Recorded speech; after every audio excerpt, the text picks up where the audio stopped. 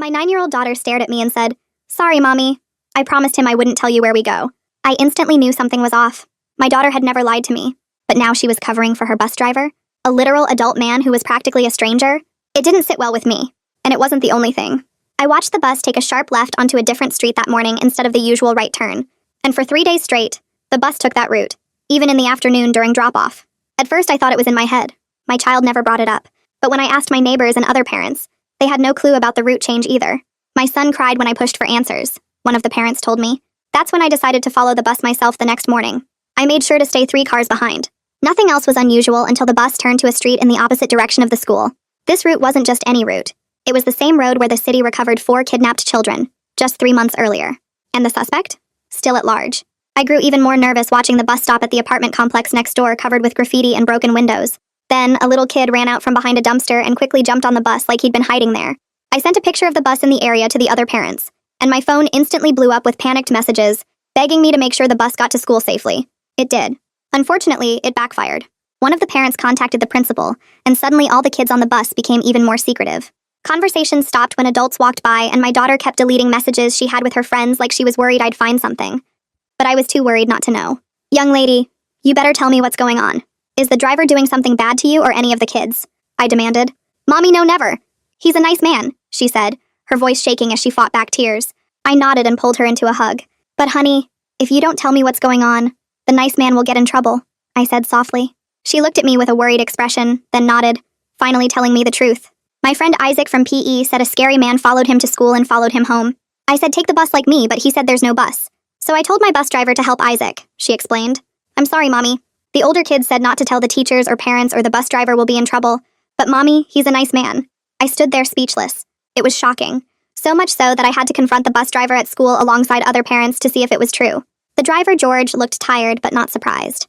"Yes, I've been making unauthorized stops for 2 weeks," he admitted. "Why not tell the principal about it?" one parent asked, but the answer was chilling. "The man following Isaac," he whispered, "is the same man who kidnaps kids in the area, and I saw his face once. It's the principal." I stood there frozen outside the school with the other parents after George said those words about the principal. My hands shook so hard I had to shove them in my jacket pockets. Every parent around me had the same look on their face, like someone just told us the ground beneath our feet wasn't solid anymore. A woman next to me made a small gasping sound and covered her mouth. Another parent, a dad I'd seen at pickup before, took a step back like he needed physical distance from what he just heard. George stood there looking at all of us with tired eyes, waiting for someone to say something, but nobody could find words. My brain kept trying to process what he'd just told us, that the man who ran our children's school, who smiled at them every morning and knew all their names, was the same man who'd been following Isaac. A parent named Chloe Harrington, who I recognized from the fall festival, pulled out her phone so fast I barely saw her move. She started typing notes with her thumbs while asking George questions in a steady voice that made me grateful someone could think clearly right now. She asked him what dates he saw the principal near the apartment complex. George said it started about 3 weeks ago, maybe 4. She asked what time of day. George said early morning, around the time kids would be walking to bus stops. She asked if he was sure it was the principal's car. George nodded and described a silver Toyota with a dent in the back bumper and a school parking permit in the window. Chloe kept typing everything he said, her fingers moving across her phone screen without hesitation. I wanted to hug her for being so organized when the rest of us just stood there in shock. George explained he first noticed the principal's car parked near the apartment complex on a Tuesday morning 3 weeks ago. He thought it was weird but didn't think too much about it at first. Then he saw the same car again 2 days later, this time driving slowly past the bus stop where Isaac usually waited. George said something about it felt wrong, the way the car crept along instead of just driving past normally. The third time he saw it, the principal was sitting in the parked car watching the area where kids gathered for the bus. George said he made eye contact with the principal through the car window, and the principal drove away fast. That's when George knew something bad was happening. He wanted to report it to someone, but who would believe a bus driver over the principal? The principal had worked at the school for 8 years, and everyone loved him. George figured if he went to the district office or the police with no proof, they'd think he was crazy or making trouble. So instead, he just started picking Isaac up early from behind the dumpster, trying to keep the kids safe without getting himself fired for breaking route rules. One of the other parents asked why George didn't at least tell the teachers. George said he was afraid word would get back to the principal, and then Isaac would be in more danger. He also worried the principal might figure out George was onto him and do something to stop the unauthorized pickups. The whole situation felt impossible, like there was no good choice that didn't put someone at risk. We all agreed right there in the parking lot that we couldn't confront the principal directly. If he really was dangerous, if he really was the person who'd been kidnapping kids in our area, then tipping him off could make everything worse. He might run, or worse, he might do something to Isaac or another child before we could stop him. Chloe said we needed to go straight to the police with everything we knew. She said we had enough information now between George's observations, the route changes, the photos I'd taken, and all our kids talking about keeping secrets. Everyone nodded in agreement, even the parents who'd been skeptical before. The dad who'd stepped back earlier said he'd come to the police station too if it would help. Another mom said she'd been defending the principal to other parents just yesterday, and now she felt sick about it. We exchanged phone numbers and agreed to meet at the police station in 2 hours so we could each go home and write down our observations first. Chloe said documentation was critical, and we needed to have our facts straight before talking to the police. I drove home with my daughter sitting in the back seat asking questions I didn't know how to answer. I tried to act normal, but my mind raced with fear and anger. How long had this been going on? How many kids had the principal been watching? Were there other children in danger right now while we drove home like it was a regular day? My daughter asked if George was in trouble for picking up Isaac. I looked at her in the rearview mirror and promised we were going to make sure the right person got in trouble instead. She seemed satisfied with that answer and went back to looking out the window. I gripped the steering wheel tighter and focused on getting us home safely.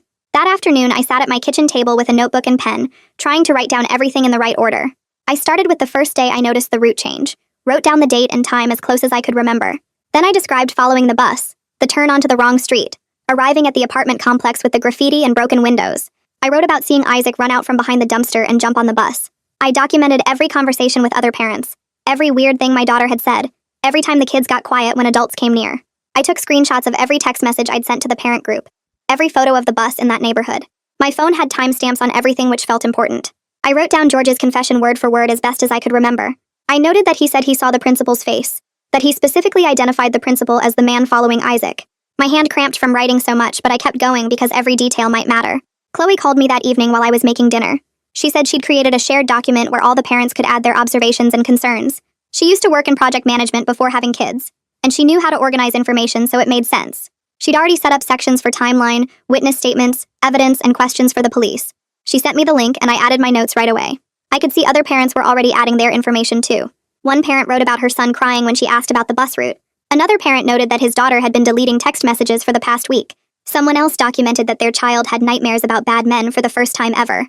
Seeing it all written out in one place made the pattern obvious and terrifying. I called the non-emergency police line after my daughter went to bed. I tried to explain the situation as calmly as I could, even though my voice shook. The operator asked me to slow down and start from the beginning. I told her about the bus route changes, the unauthorized stop, the apartment complex where kidnapped children had been found, the bus driver's confession about seeing the principal following a student. The operator's tone changed from routine to serious.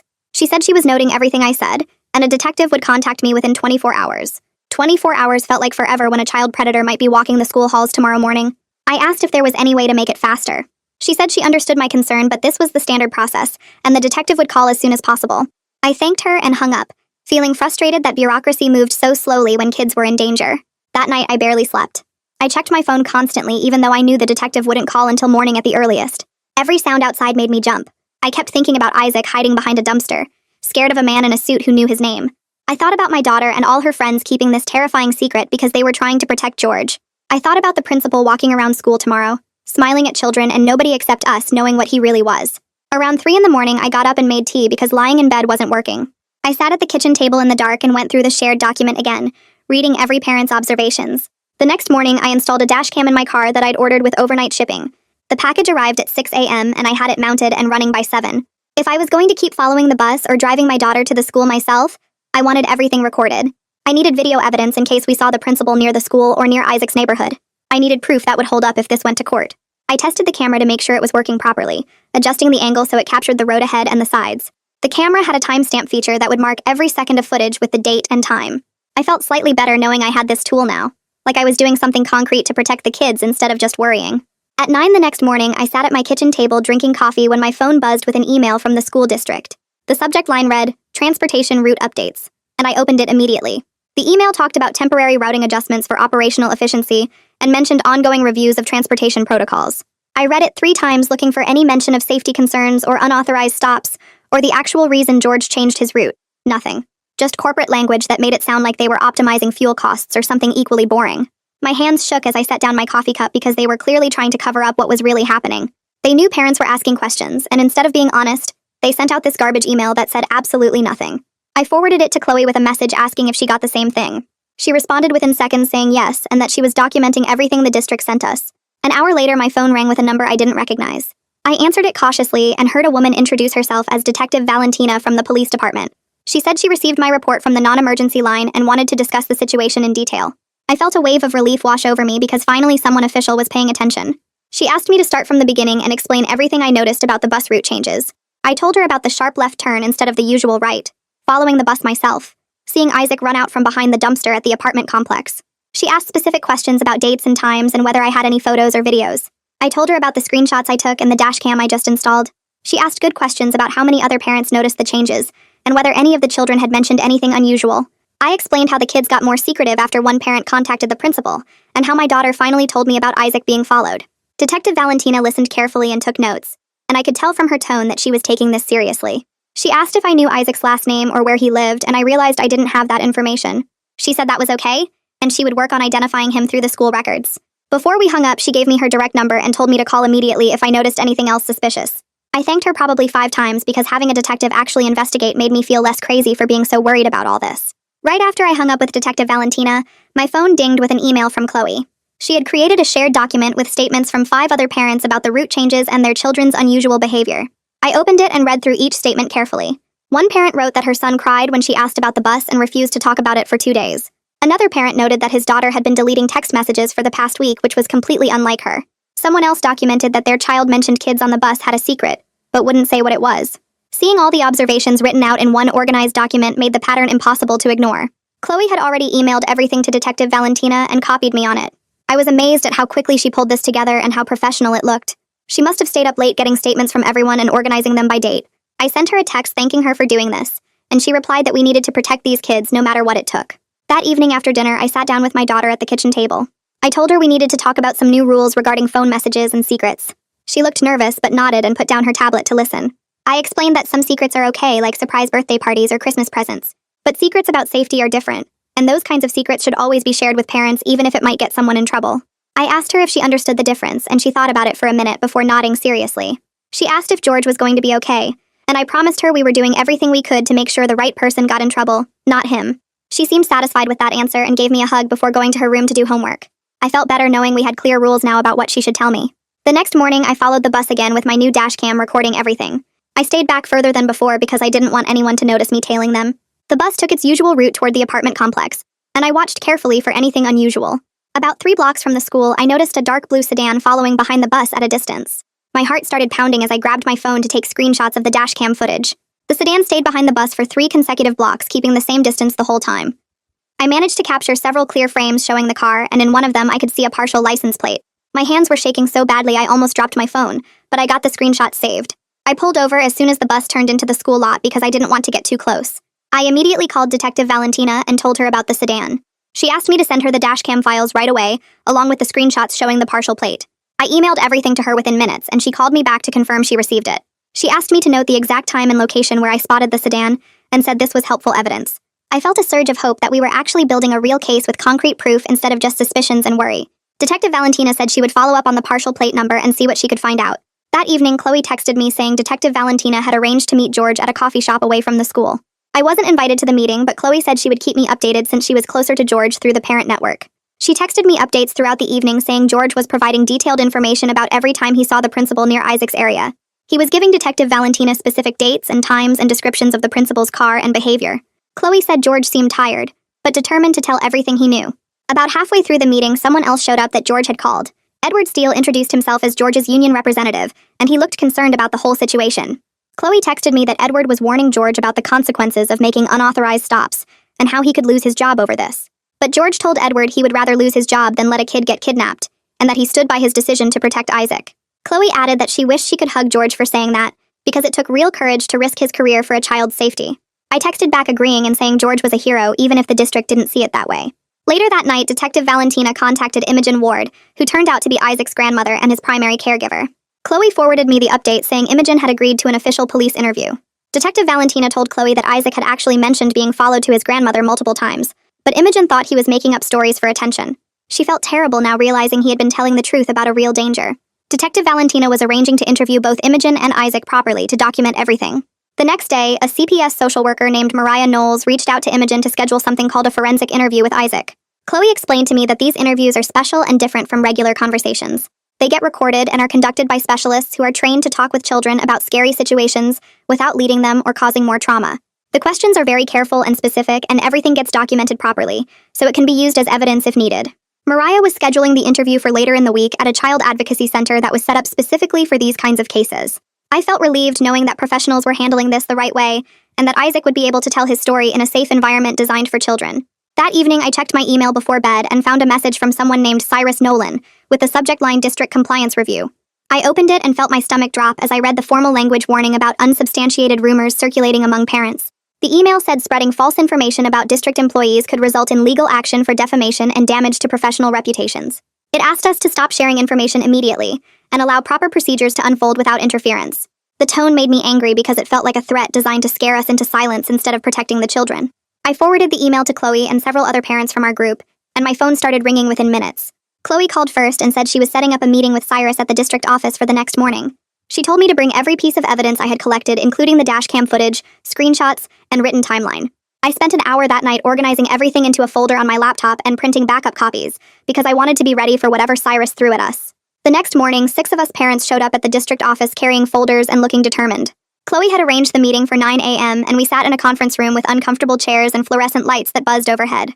Cyrus walked in wearing a suit and carrying a legal pad, and he looked uncomfortable the moment he saw how many of us had come. We started laying out everything we knew about the principal, and the stocking with documents spread across the table. I showed him my dashcam footage of the sedan following the bus and the screenshots with the partial license plate. Another parent presented a timeline of Isaac hiding behind the dumpster, and George's unauthorized stops. Chloe had organized witness statements from multiple parents about their children's unusual secrecy and fear. Cyrus kept shifting in his seat and writing notes, but his expression stayed carefully neutral throughout our presentation. He kept saying we needed to be patient and let proper procedures unfold without jumping to conclusions. When we asked if there was an active investigation, he refused to confirm or deny anything, citing personnel privacy and ongoing processes. He warned us again about making accusations that could harm innocent people's careers and reputations. Every response felt like he was reading from a script designed to protect the institution, instead of addressing our concerns about child safety.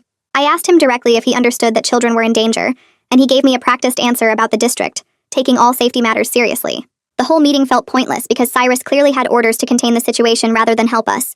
We left the district office frustrated and worried that nothing would change despite all our evidence. 2 hours later, Chloe texted me that George had been called into the transportation supervisor's office. I called her immediately, and she said the district was placing George on administrative leave pending an investigation into unauthorized route changes. They were assigning a substitute driver to take over the route starting the next day. I felt sick knowing George was punished for protecting Isaac while the principal still had full access to the school and all the children. The district was going after the one person who had actually tried to keep a kid safe instead of dealing with the real threat. I texted back asking what we could do, and Chloe said Edward was already working on George's defense through the union. But it didn't change the fact that George would lose income and possibly his job while the principal faced no consequences yet. I decided right then that I would drive my daughter to the school myself, because I didn't trust a substitute driver who knew nothing about Isaac or the danger he faced. The drive would add 40 minutes to my morning routine between dropping her off and getting to work, but my daughter's safety was worth any inconvenience. I was already exhausted from weeks of stress and worry, but I couldn't risk putting her on a bus with someone who might not notice if something went wrong. That evening, I explained to my daughter that I would be driving her to the school for a while, and she asked if it was because of the scary man. I told her yes, and that we were being extra careful until the police finished their investigation. She seemed okay with that, and said some of her friends were also getting driven by their parents now instead of taking the bus. The next morning, I drove my daughter to the school and pulled into the drop-off line at 7:45. I saw other parents from our group also driving their kids instead of using the bus, and we exchanged worried looks across the parking lot. Nobody talked because we were on the school property where the principal might see us, and we didn't want to cause more problems. I watched my daughter walk into the building with her backpack, and felt a mix of relief and frustration that we had to take these precautions. The principal's car was parked in his usual spot near the front entrance, and seeing it there made my skin crawl, knowing what he had been doing. I drove away feeling like we were all walking on eggshells trying to protect our kids while pretending everything was normal. That afternoon, Chloe called an emergency parent meeting at her house for 6 p.m. I arranged for my daughter to have dinner at a friend's house, so I could attend without worrying about her overhearing scary details. About 15 parents showed up and crowded into Chloe's living room, but the group felt tense from the moment we arrived. Some people were angry about George's suspension and wanted to organize protests at the district office.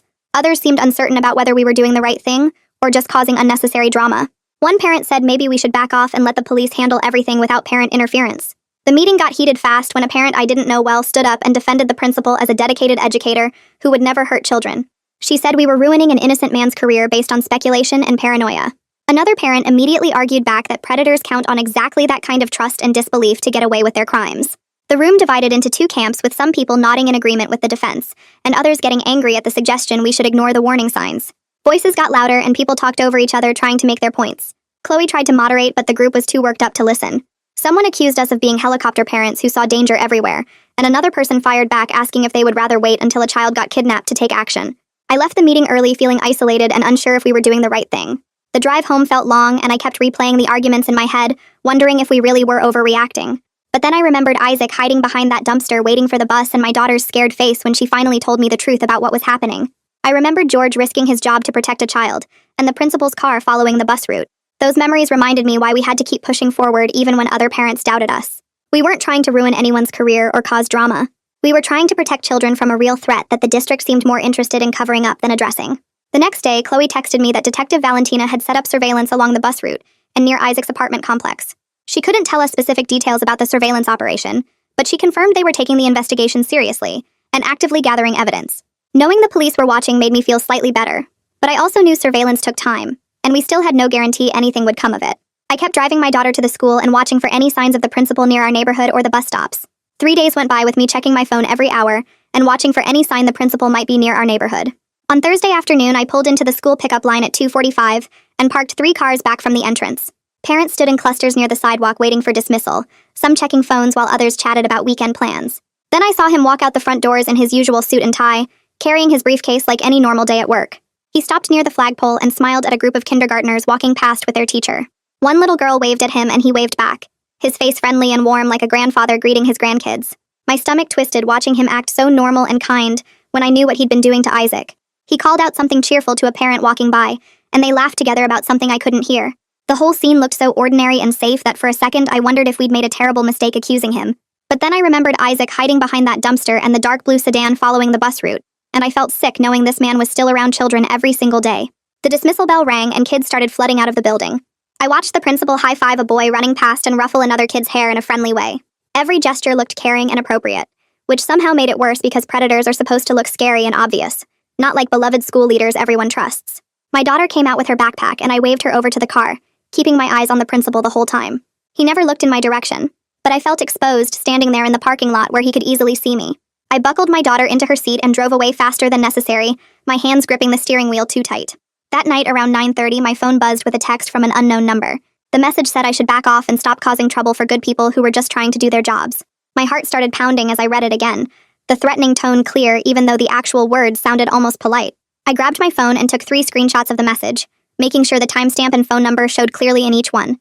My hands shook while I opened my email and forwarded the screenshots to Detective Valentina, with a subject line that said, "Urgent threatening message received." I typed out a quick explanation of when I got the text, and that I hadn't responded to the sender.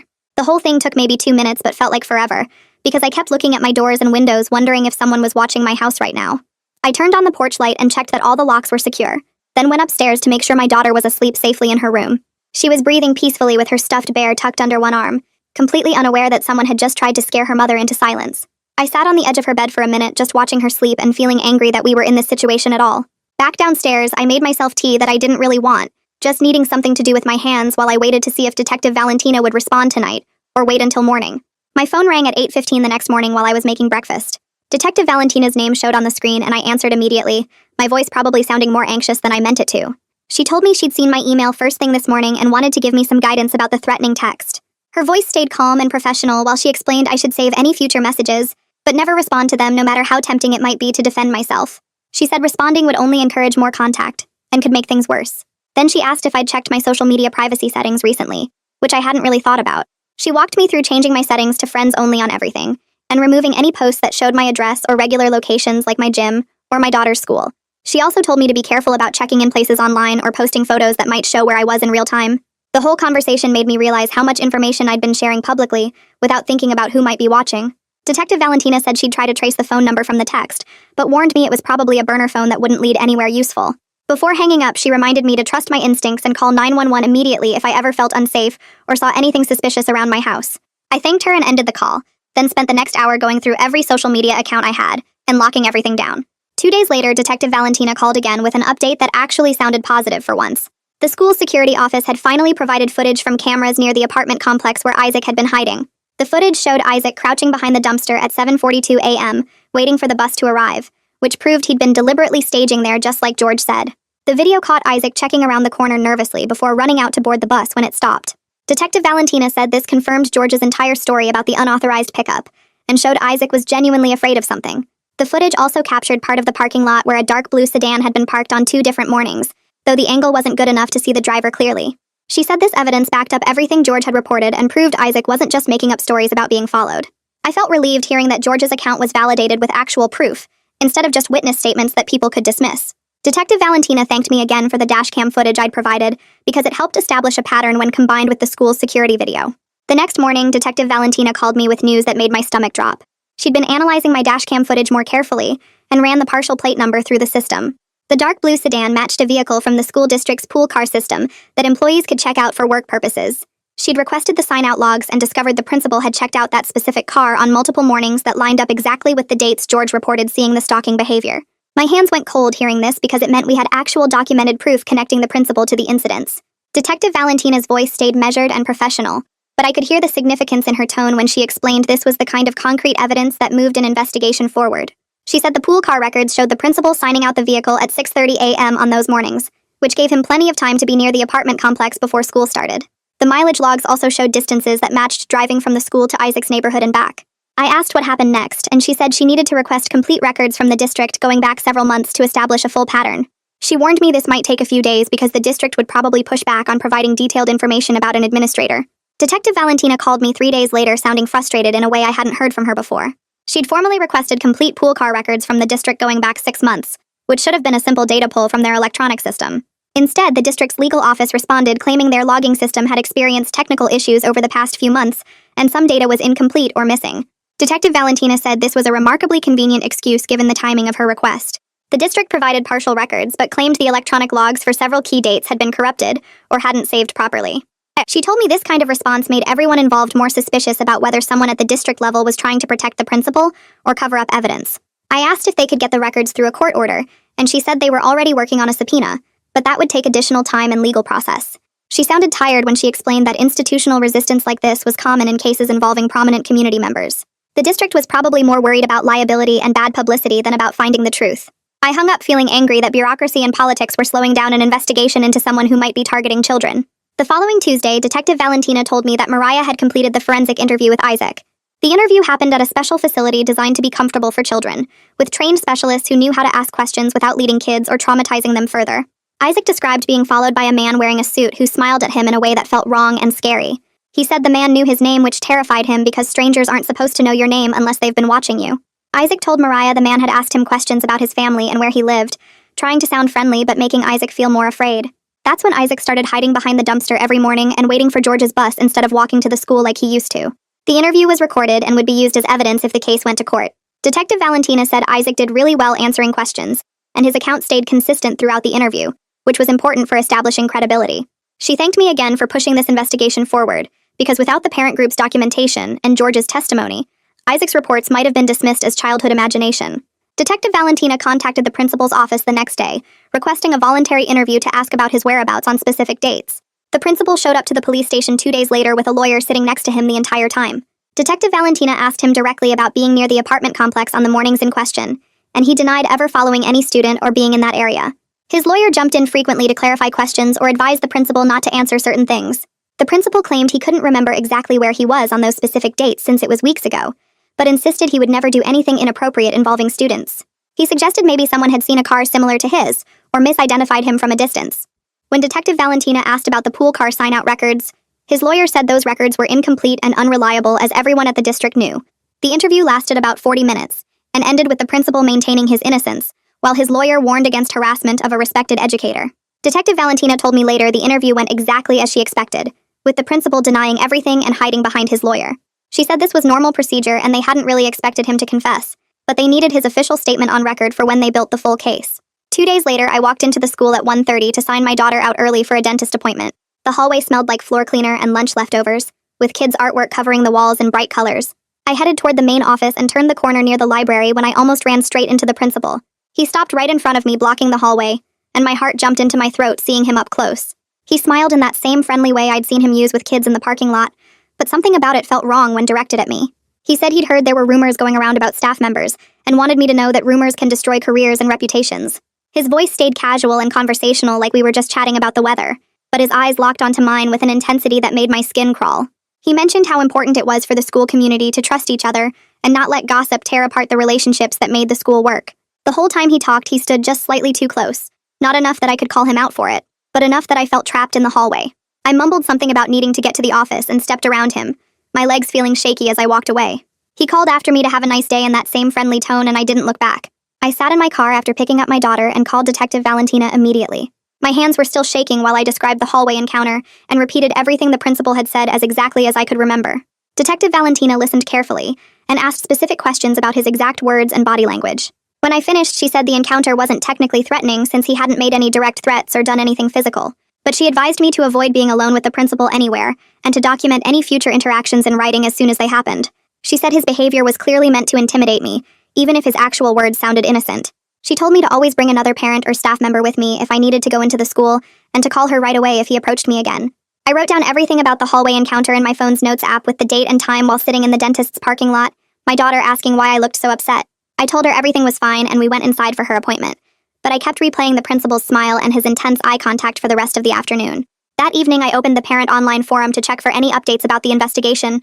The entire page had exploded with arguments and accusations in the 6 hours since I last checked. One parent posted a long message defending the principal as a dedicated educator who volunteered at community events and coached youth soccer for years.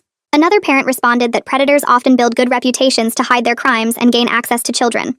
Someone else accused our group of ruining an innocent man's career based on flimsy evidence and paranoid speculation. I scrolled through dozens of comments calling us witch hunters and attention seekers who were tearing apart the school community over nothing. But mixed in with the hostile posts were other messages from parents sharing concerns they had dismissed before. One mother wrote about how the principal always seemed to show up at the playground during recess when her daughter's class was outside. Another parent mentioned the principal offered to give her son a ride home once when it was raining, which seemed nice at the time but felt wrong now. The forum split into two camps, arguing back and forth with increasing anger. I felt sick reading through all the posts and seeing how divided everyone had become over this situation. I closed the forum app and tried to focus on making dinner, but my hands shook while chopping vegetables. The next morning, I woke up to 17 missed calls and dozens of text messages. Someone had posted my home address in the forum overnight with a comment about attention-seeking parents who destroy good people's lives. The post included a photo of my house taken from the street and a suggestion that maybe I needed to understand what it felt like to be targeted. I immediately locked down all my social media accounts and changed my privacy settings to the highest level. Chloe called me at 7 a.m. to say the same thing happened to her, with her address and workplace posted in the forum, along with accusations about her stirring up trouble. We spent an hour on the phone going through every account we had and making sure nothing was publicly visible anymore. I reported the threatening post to the forum moderators and took screenshots of everything before the post got deleted. Detective Valentina called back within 2 hours of my report and said this kind of doxing was taken seriously, especially in an ongoing investigation. She advised us to document any suspicious activity around our homes and to call 911 immediately if anyone showed up or made direct threats. I installed a security camera on my front porch that afternoon, using my phone to monitor the feed. The whole situation felt surreal, like I was living in some crime drama instead of just trying to protect kids in my daughter's school. My daughter woke up screaming 3 nights in a row that week. She dreamed about bad men following her to the school and hiding behind corners waiting to grab her. I sat on her bed each night holding her while she cried and told me she was scared to go anywhere. The nightmares started right after she overheard me talking to Chloe about the forum posts and the address posting. I realized she was picking up on all the stress and fear even when I tried to hide it from her. That morning, I decided to keep driving her to the school myself instead of putting her back on the bus.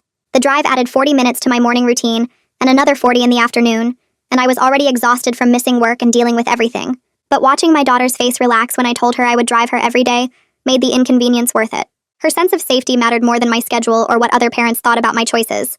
Some parents in the parking lot gave me cold looks during drop-off, probably thinking I was one of the troublemakers causing drama.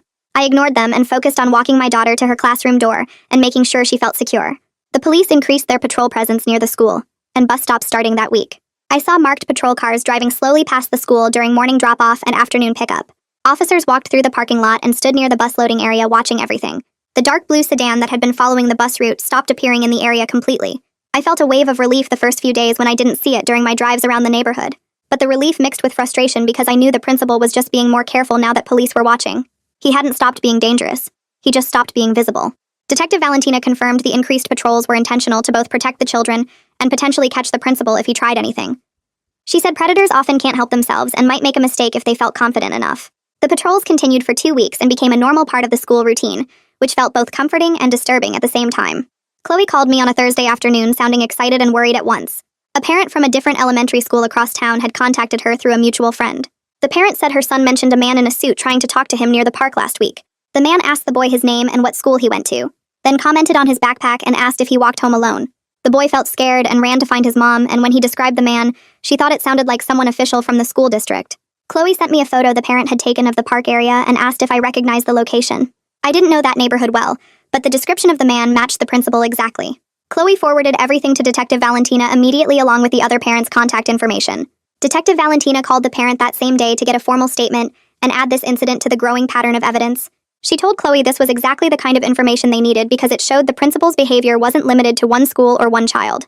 The pattern was expanding and becoming harder to dismiss as coincidence or misunderstanding. Chloe spent the next few days reaching out to everyone she could think of who might help push the school district to be more transparent. She contacted Joel Duncan, an aide to a city council member who had kids in the district and cared about education issues. Joel agreed to meet with Chloe at a coffee shop downtown to hear about the situation. Chloe brought copies of all our documentation, including the timeline of events, the parent statements, and the photos we had collected. Joel listened carefully and took notes, asking specific questions about the district's response and what policies were in place for reporting safety concerns. He said he would look into the district's procedures for administrative leave and how they handled investigations involving staff members. Joel promised to talk to the council member about whether there were any oversight gaps that needed addressing. Chloe called me after the meeting feeling hopeful that we might finally get some outside pressure on the district to take this seriously. She said Joel seemed genuinely concerned and had connections that could make a difference if he chose to get involved. I felt grateful that Chloe had the energy and skills to navigate these political connections because I was barely keeping my own life together. Detective Valentina worked on securing a court order for GPS and geofence data from the pool car system. She explained the legal process required showing probable cause that the data would contain evidence of a crime.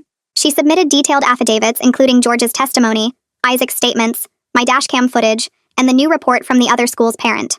The judge reviewed everything and issued a limited order for specific dates and geographic areas. The whole process took several days and felt agonizingly slow while we waited for results. Detective Valentina called me twice during the wait to reassure me that these things took time and the delay was normal for legal procedures. She said rushing the process could result in evidence getting thrown out later if the case went to trial. I understood the reasoning, but every day that passed felt like another day the principal could hurt someone. Chloe organized a group text to keep everyone updated on the court order status. Parents checked in constantly asking if there was any news yet. The waiting created a tense atmosphere where everyone felt stuck between hope and frustration. The GPS data finally came back and Detective Valentina called me with the results. The pool car's location history showed it was near the bus route and apartment complex on multiple mornings when the principal had signed it out. The timestamps matched exactly when George reported seeing the stalking behavior and when Isaac was hiding behind the dumpster. Detective Valentina said this was significant evidence because it placed the principal in the specific locations at the specific times when the stalking was occurring. The data also showed the car near the park where the other parent reported the incident with her son. She explained that GPS evidence was powerful in court because it was objective and hard to dispute. The principal's lawyer would have trouble explaining why he was repeatedly in these locations during school hours when he should have been at his office. Detective Valentina said they were building a strong circumstantial case even without direct video footage of the principal talking to children. I felt a surge of validation hearing that our observations and documentation were leading to real evidence. Chloe cried when I called to tell her the news because we had been fighting for weeks to be taken seriously. The school district sent an email to all parents the next morning. The subject line read, "Administrative Personnel Update," and I opened it immediately with my heart pounding. The email announced that the principal was placed on administrative leave pending an ongoing investigation. It provided no details about the nature of the investigation or how long the leave would last. The message emphasized that the district took all safety concerns seriously and was cooperating fully with appropriate authorities. It ended with a reminder that spreading unverified information could have legal consequences, and everyone should respect the privacy of all involved. I read the email 3 times trying to find any real information between the corporate language. My phone exploded with messages from other parents within minutes of the email going out. Some parents celebrated that the principal was finally removed from daily contact with children. Others posted angry messages demanding to know what was really happening and why the district was being so secretive. The school community erupted with speculation and rumors about what the investigation involved. Parents who had defended the principal started questioning whether they had been wrong. Parents who had attacked our group stayed quiet or doubled down on claims we had ruined an innocent man's career. The division in the community deepened even as some progress finally happened. I sat at my kitchen table reading the email again and felt a careful sense of relief wash over me. The principal no longer had daily access to children, which meant Isaac and my daughter and all the other kids were safer than they had been yesterday. But I knew administrative leave wasn't the same as being arrested or charged with a crime. He was still free to go wherever he wanted outside of school property. Detective Valentina called me that afternoon to discuss the district's announcement. She warned us the investigation still had a long way to go before any charges could be filed. The GPS evidence was strong, but they needed more to build a prosecutable case that would hold up in court. She said administrative leave was a good step, but we couldn't let our guard down or assume the danger was over. I promised to stay vigilant and keep documenting anything unusual. My daughter asked that evening if the bad man was gone now, and I had to explain that he wasn't at the school anymore, but the police were still working to make sure he couldn't hurt anyone. She seemed satisfied with that answer and slept better that night than she had in weeks. I stayed awake long after she fell asleep, staring at my phone and wondering how much longer this would take before we could all feel truly safe again. Campus security arrived at the school the next morning with a warrant to search the principal's office and the pool car he had been using. I heard about it from Chloe, who texted our parent group with updates as they came in. The search took 3 hours, and security officers carried out several boxes of materials. Later that afternoon, Detective Valentina called me to share what they found. Inside the principal's desk drawer was a spiral notebook filled with handwritten notes about bus schedules and route maps. The notebook included specific times that matched exactly when Isaac was picked up at the apartment complex. There were also notes about which streets the bus traveled and what time it passed certain landmarks. Detective Valentina said this showed clear planning and surveillance of the bus route, which supported the stalking charges they were building. The pool car search turned up nothing visible, but they were sending it to the crime lab for forensic analysis. I felt my stomach turn hearing about the notebook, because it proved the principal had been actively tracking Isaac's movements. This wasn't some misunderstanding or coincidence. He had been planning something and documenting everything carefully. That evening, my phone rang again, and Detective Valentina's name appeared on the screen. She told me they had executed a search warrant at the principal's home earlier that day. My hands started shaking before she even told me what they found. Inside a locked desk drawer in his home office was an SD card containing hundreds of digital photos. The photos showed children taken from a distance near the school and around the apartment complex. Many of the images were of Isaac specifically, taken at different times over several weeks. Some showed him walking alone, others showed him near the dumpster where he used to hide before the bus came. Detective Valentina said the photos were taken with a telephoto lens from far enough away that the children wouldn't have noticed. She explained this type of surveillance photography was strong evidence of stalking behavior and predatory intent. The timestamps on the photos matched the dates when the principal had signed out the pool car. I sat down on my kitchen floor after hanging up because my legs felt too weak to hold me. The reality of how close Isaac had come to real danger made me feel sick. The principal was arrested the next morning at his home on charges of stalking and attempted child luring. The police department issued a press advisory about the arrest, and it made the local news by noon. My phone absolutely exploded with text messages and calls from other parents who were shocked and horrified. Some parents who had defended the principal and criticized our investigation sent apologetic messages. Others just wanted to know if their own children were safe, or if there were more victims. The news showed footage of the principal being led out of his house in handcuffs and loaded into a police car.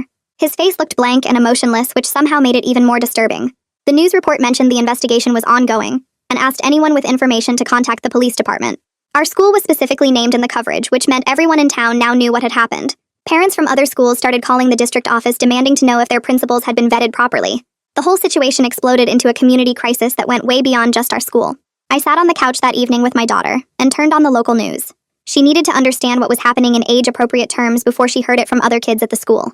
The news showed the principal's arrest again, and I explained that the police had arrested someone who was trying to hurt kids. I told her the scary man who was following Isaac was caught and wouldn't be able to hurt anyone now. My daughter looked relieved, but also confused about why a principal would do something like that.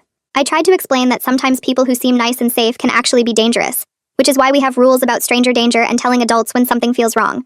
Then she asked if George could come back to drive the bus now since the bad man was caught. I promised her we would try to make that happen, and that George was a hero for protecting Isaac even when it got him in trouble. She seemed satisfied with that answer and hugged me tight before going to play in her room. I stayed on the couch feeling exhausted from having to explain such dark realities to a 9-year-old child. The school district sent an email the next day, announcing the school would be closed for 2 days for staff safety training and counseling support. The message said teachers and staff needed time to process what had happened and access mental health resources. I understood the reasoning because finding out a coworker is a predator must be devastating for people who worked with him every day. Chloe organized a parent coffee meetup at a local cafe so we could talk about everything that happened. About 20 parents showed up and everyone looked tired and stressed. Some teachers came too, and they seemed genuinely shaken by the whole situation. One teacher told us she had worked with the principal for 5 years and never suspected anything wrong. She felt guilty for not noticing warning signs, even though there probably weren't any obvious ones to notice. The whole community felt betrayed and scared because someone in a trusted position had been secretly dangerous the entire time. Parents worried about whether their kids had been photographed or followed without anyone knowing. The 2-day closure gave everyone time to process and talk, but it didn't make the fear go away completely. Edward Steele contacted the district on George's behalf to negotiate his employment status. George had been on administrative leave without pay for weeks, and his family was struggling financially. Edward argued that George's actions had directly protected a child from a dangerous predator, and the district should recognize that rather than punish him. The district's legal team pushed back, saying George still violated policy by making unauthorized stops and failing to report through proper channels. After several days of negotiation, they reached a compromise. George's discipline would be reduced to a short suspension without pay instead of termination. He would be allowed to return to work but on a different bus route away from our school. The district wanted to avoid the publicity of firing someone who had protected a child from their own principal. George accepted the terms even though it felt unfair that he was punished at all. I thought it was a bittersweet outcome because George kept his job but still faced consequences for doing the right thing. Edward told me later that George just wanted to move forward and support his family without more legal battles. A few days after the arrest, the school district's legal team sent formal letters to several parents, including me. The letter warned against making public statements that could be considered defamatory toward the district or its employees. It reminded us that the legal case was ongoing, and premature statements could interfere with the judicial process. The threatening tone of the letter made me angry because we had only shared facts about what happened. I called a friend who works as a lawyer and asked her to review the letter. She explained I was protected by truth as a defense against defamation, as long as I stuck to facts I could prove. She advised me to avoid speculating about things I didn't know for certain, and to be careful about social media posts. I decided to stop posting in the online parent forums anyway, because I didn't want to deal with legal threats on top of everything else. The district was clearly trying to control the narrative and limit their liability, rather than supporting the parents who had protected children. I sat down with my daughter for a long, serious conversation about the kids' pact to protect George and why they had been so scared to tell adults. She explained that the older kids on the bus had convinced everyone the adults would blame George and get him fired if they found out about Isaac. The kids thought they were protecting both George and Isaac by keeping the secret. I told her I understood why she felt torn, but explained that some secrets are dangerous to keep. We established clear safety rules about what kinds of secrets are okay, like surprise birthday parties, and which ones always need to be shared with parents, like anything involving adults asking kids to hide things or anyone feeling scared or unsafe. My daughter nodded seriously, and promised she would always tell me if something felt wrong, even if someone asked her to keep it secret. I emphasized that she had done the right thing by eventually telling me the truth, and that George wasn't in trouble because of her. We practiced different scenarios where she might need to break a promise to stay safe. The conversation was hard but necessary because I needed her to understand the difference between loyalty and danger. Imogen called me the following week to tell me she had decided to transfer Isaac to a different school with support from CPS. She thanked our parent group for protecting her grandson, and said she would always be grateful we took the threat seriously. But Isaac was having nightmares and anxiety about going back to the school where everything happened. He needed a fresh start somewhere without constant reminders of being stalked and scared. CPS helped arrange the transfer to a school in a different district with additional counseling services for Isaac. Imogen said Isaac was relieved to be starting over where nobody knew his story. I completely understood her decision, even though it meant Isaac wouldn't be riding George's bus anymore. The whole point had been to keep Isaac safe, and if a new school helped him feel secure, then that was the right choice. I wished them well and promised to stay in touch. Imogen sent a thank you card to our parent group the next week with a photo of Isaac smiling at his new school. The school district held a press conference to announce new bus safety measures being implemented immediately. Every bus would now have a second adult monitor riding along to supervise and ensure driver accountability. Parents would receive access to GPS tracking links showing real-time bus locations during routes. All route information would be published transparently on the district website, with maps and schedules available to parents. The district superintendent gave a speech about prioritizing child safety and learning from this situation to improve systems.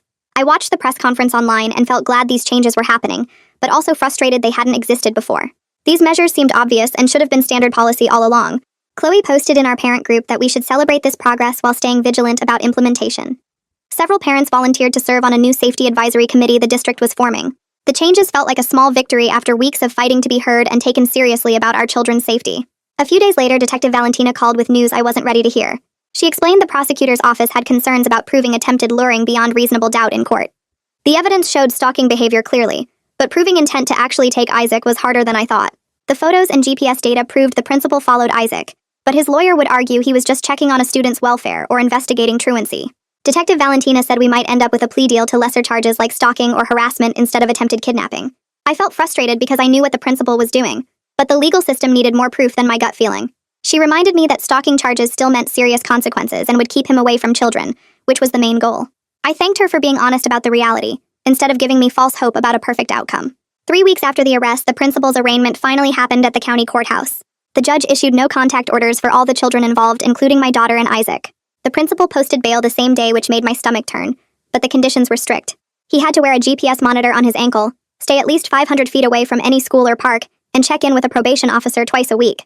I told myself the monitoring meant he couldn't get near kids without immediate arrest, but I still hated knowing he was out walking around. Chloe texted our parent group with updates from the courthouse, and everyone expressed the same mix of relief and worry. At least the legal system was taking it seriously, even if the process moved slower than we wanted. George returned to work the following Monday on a completely different bus route across town. Edward told me the district assigned him to a route with older middle school students instead of elementary kids. Some parents from other schools actually requested George specifically after hearing the news stories about how he protected Isaac. They saw him as a hero who put a child's safety above rules and bureaucracy. But other parents remained uncomfortable with his rule-breaking regardless of his good intentions. They worried about what other rules he might bend or break in the future. I understood both perspectives, even though I firmly believed George did the right thing. Edward said George just wanted to move forward and do his job without more attention or drama. Our parent group established a safety watch schedule where volunteers took turns monitoring school arrival and dismissal times. Chloe created a shared calendar and sent out weekly reminders to everyone who signed up. Parents would stand near the bus loop and main entrance during drop-off and pickup, just being visible and aware. It gave everyone something productive to do with our worry instead of just sitting at home feeling anxious. The extra eyes created another layer of protection for the kids and made the school staff more careful too. I took Tuesday and Thursday morning shifts because those fit my work schedule best. Standing there watching the buses arrive felt better than pacing around my kitchen imagining worst-case scenarios. My household routine slowly stabilized as the immediate crisis passed and daily life returned to something closer to normal. But I was completely exhausted from weeks of stress and the financial hit from missing work to deal with everything. I had used up all my paid time off following the bus, meeting with police, and attending district meetings. My daughter seemed more settled now that she saw adults taking real action to fix the problem. She stopped having nightmares about scary men and started sleeping through the night again. We fell back into our regular morning routine of breakfast and backpack checks without the constant underlying tension. I still felt tired all the time, but at least the panic and fear had faded to manageable background worry. Some parents still avoided me and the others who pushed hard for the investigation. They treated us like we caused unnecessary drama instead of protecting children from a real threat. At the school pickup, they would turn away or suddenly become very interested in their phones when I walked past. A few parents stopped responding to my texts in the class parent group chat. The social rifts in the school community would take a long time to heal if they ever did. I tried not to take it personally, but it hurt to be treated like a troublemaker when I was just trying to keep kids safe. Chloe said those parents would eventually realize we did the right thing, but I wasn't sure that day would ever come. The district announced a new anonymous reporting channel for safety concerns through an outside company that wasn't connected to the school administration.